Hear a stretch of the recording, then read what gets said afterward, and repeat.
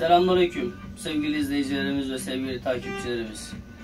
Bu tanıtım videomuzda size Çaçat kornanın duayeni olan orijinal boru Mitsuba kornalarımızın bakım ve onarım işleri bitti. Eyüp Topçular'dan sevgili Yıldıray arkadaşımızın kornalarıdır. Kendileri bizim meslekten, o da tornacı bir arkadaşımız. Konuyla alakalı kornalarının bozuk olduğunu söyledi ve not olarak kornalarını ikinci el almış. Ama kornaların durumu çok kötüydü arkadaşlar.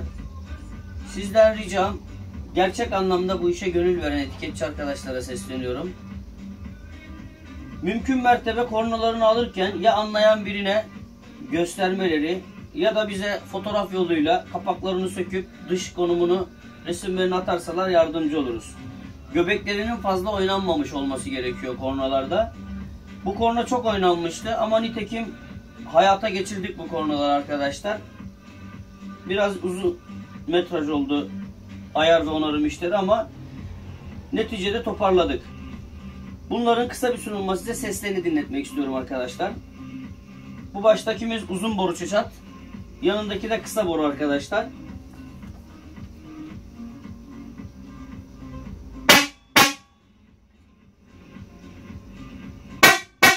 Bu inceydi, o kalındı arkadaşlar. İkisini birleştiriyorum.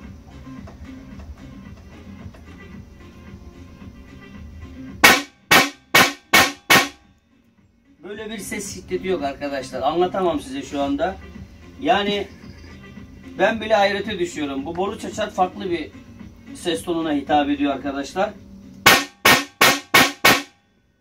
Yanına bir tane de Vatikan çene eklersek ne olur arkadaşlar? Hazır tezgahımızda varken yarışma başladı arkadaşlar.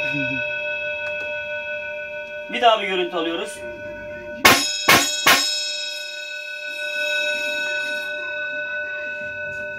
Bu ve bunun gibi birçok videolarımızı izlemek isterseniz arkadaşlar resmi YouTube sayfamıza abone olabilirsiniz. Videomuzun altında yer alan irtibat numarasından da bize ulaşabilirsiniz.